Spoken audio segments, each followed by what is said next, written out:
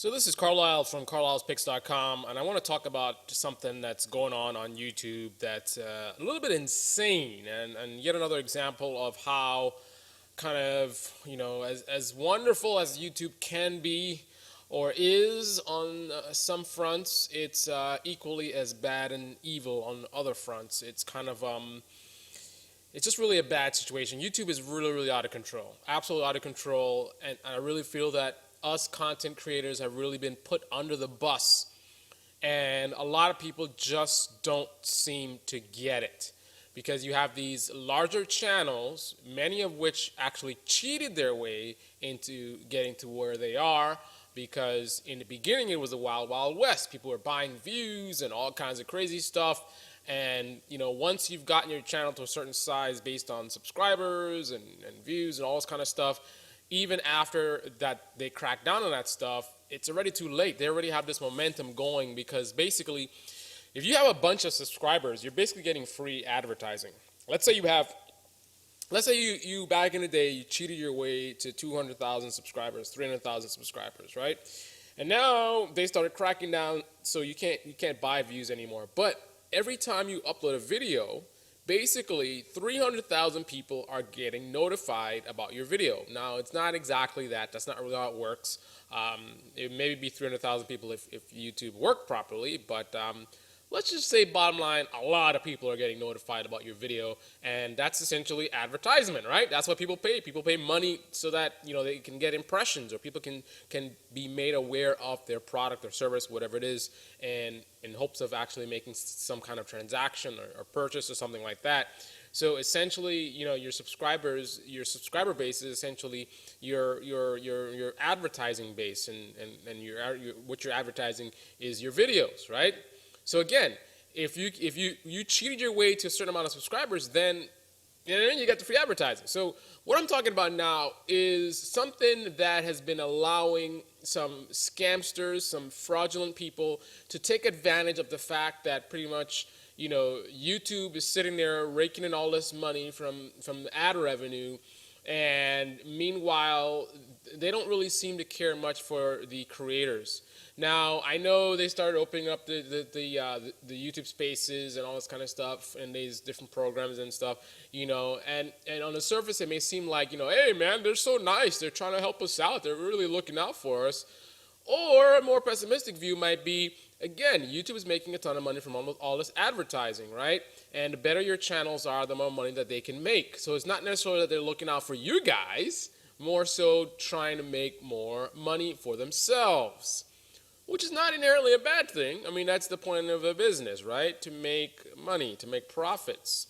However, what I'm pointing out is, yeah, be ambitious and make your profits. But my thing is, I just don't really feel like YouTube really cares about the creators. It's all about the bottom line. It's all about them, trying to make money for themselves, and there's really no kind of focus or respect for creators. Now, to put this in a different scenario, I'd give you a little bit of an analogy. Now, imagine working for a company where any company, again, the purpose is to make profits, right? But you can have one company where it's a great environment to work. They really value their employees. They give bonuses. They do a lot of extra stuff to keep people happy. I mean, in the end, the happier the employees are, the more money they make. So it's kind of, you can say, oh, it's still about the money. But still, the company that values the employees, I think that is so much more awesome than one that's just focused purely on the money, and it's just like, screw you guys, whatever, you guys are expendable, you guys have no value to me. When essentially, I mean, that's kind of silly, because how is YouTube making money? Through the subscribers, through the content creators. So, long story short, Orchard Music. Now, these guys have been making bogus claims on people's videos. Now, I'm not going to go and make any assumptions. I don't know for a fact anything about Orchard Music. I don't know the details about them. I haven't even spoken to them, so bear that in mind. What I do know for a fact is that Orchard Music, for whatever reason, makes a lot of bogus claims on a lot of videos. And if they were so inclined, this would be a great way to make a lot of money, taking advantage of the fact that basically YouTube is, in a way, I look at YouTube really as a digital sweatshop. When you look at the amount of time and effort that the content creators put into their videos and what they're getting back for it, I mean, just to give you an example, with my channels right now, I think averaging about 800,000 views a month right now, I am bringing in, I would say, a third of what a part-time person at McDonald's would make. So that is pretty bad, considering the amount of time and effort it takes to do these videos. I know a person at McDonald's working part-time is not putting in the amount of time and effort. You know, while they are partying, people like myself and Dr. M3 and Dude in Blue, you know, we are Sop Kyle for, you know, we're working hard doing videos and pushing and pushing and pushing. Meanwhile, that McDonald's employee is at home playing video games, you know, on his off time. Right? So to be making only a third of what that part-time McDonald's person is making, you know, that's kind of ridiculous. And I'm not trying to say that all the channels I just mentioned are making that. Obviously, the bigger your channel gets, the more you bring in. But even these really, really large channels, you know, big, you know, say 500,000 plus channels, I mean, I can make in a month what they're making in a year. And I know a lot of people are, you know, a lot of people are looking at these larger channels and they're kind of, first of all, there's a lot of young people on YouTube that don't really understand how business works and stuff like that. So that kind of makes it worse. But they kind of, I think it's the same way like when you look at an entertainment business. All you see is the fancy cars and the houses and all this kind of stuff. And you don't see what's going on behind the scenes. The things that lead to things like celebrity suicides, celebrity drug abuse. You know, if your life is so wonderful, why are you killing yourself, right? You don't see what's going on behind the scenes. You don't see how some of these people are essentially selling their souls to be where they are. All you see is what you see on TMZ and whatever, and what they want to show you, and it's all parties and fun and whatever. And then all of a sudden you hear in the news, oh, such and such killed themselves. You know, and then people don't make that connection, like, what the hell? Why are you killing yourself if your life is so great? Because things are not the way they seem, and no one wants to speak the truth. People just want to sugarcoat things and things like that. So, again, I don't know the deal behind Orchard Music. All I know is, again, they're making a bunch of false claims. Like lately, they made a bunch of claims, about 10 or 12 on my videos, bogus, all bogus. They're all claiming the same song, which they're saying is theirs and it's not theirs. I license my music. I pay license fees for my music. I'm not using music that I'm not supposed to use. They're just making claims and saying that it is their music. And here's my response. And I have to go and spend my time out of my busy day to go and challenge it. So if you look right here, and I'll zoom this up, this video should be in 2K or something like that, so you should be able to see this very clearly. But this is my response to them. This music is not produced by Orchard Music. This is about the 10th time that they have made fraudulent claims on this track. Is YouTube doing anything about this? You do realize they're ripping off YouTubers by making so many claims that people get tired and stop fighting it, then they get to make money for free. Why do you make it so easy for these folks to rip us off? Why do I have to keep wasting my time to defend the pennies that you pay me so they don't become part of, I hate when those tabs start playing music in the background. I'm sorry about that, guys. I gotta figure out which tab this music is coming from.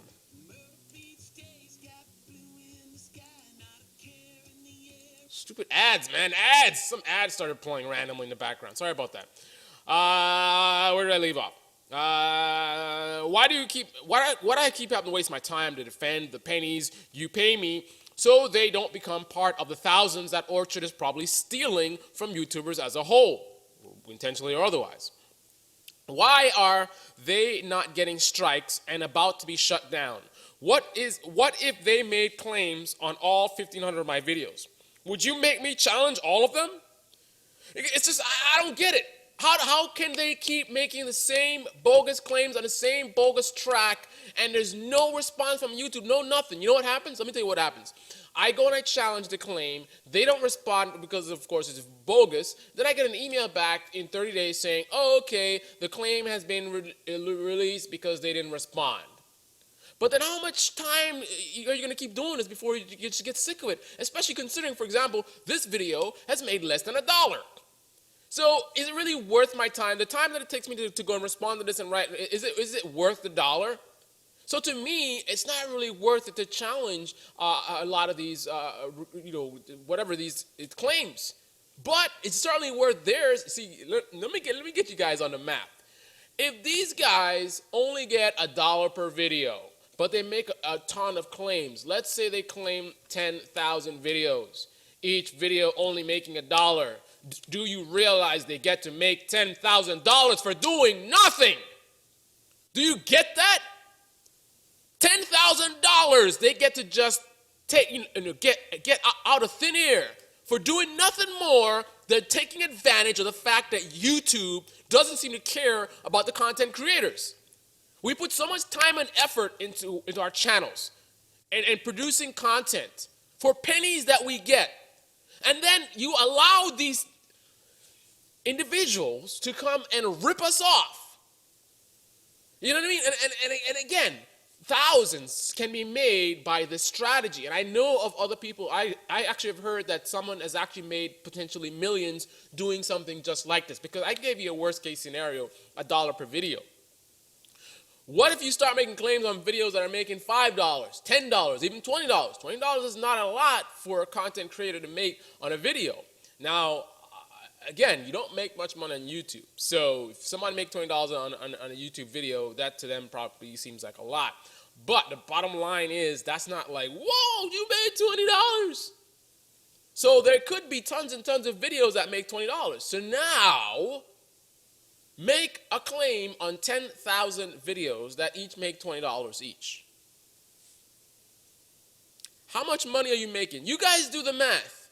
$20 times 10,000 for doing absolutely nothing except taking advantage of the fact that all YouTube seems to care about is themselves making money, and also their concern is they don't want to get sued. So it's all about making money and protecting themselves. Screw you, content creators, right?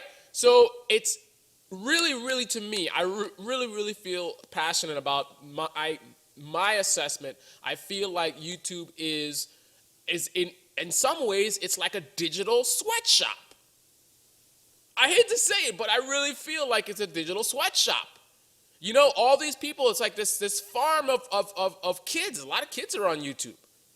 A lot of kids out there working so hard, have these dreams. They're going to be a YouTube star and all this kind of stuff, and then it's just like, you're getting pennies, and then you have stuff like this happening, and is anybody doing anything about it?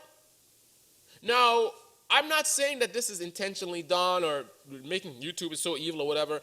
The way I feel about things is I feel like YouTube is grown out of control.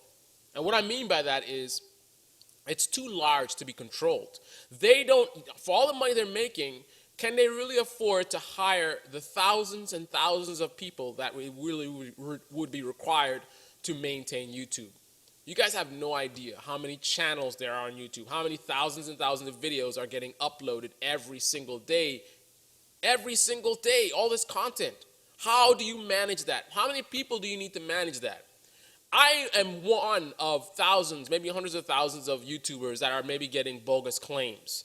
Who are the people that are going to respond to our issues? So while it may sound like I'm saying YouTube is the devil or whatever, the reality is I can't say that. I don't know the people behind YouTube who are making the decisions and things like that. So it could simply be that they have grown something that they can't really control anymore. In a way, like, let's say the New York City subway system. New York City subway system is massive. It's a massive thing. Now, who has the money to do anything globally? Let's say the entire subway system needs to get upgraded. You know how much money that's going to cost? And then people are depending on this thing. How do you work on the system that you have so many people using it? It's like it's out of control. So people may be complaining about the subway system sometimes, but you got to realize this thing has been grown to this uncontrollable beast. And I think that's what YouTube is. YouTube is like the New York City subway system, tenfold. You know what I mean?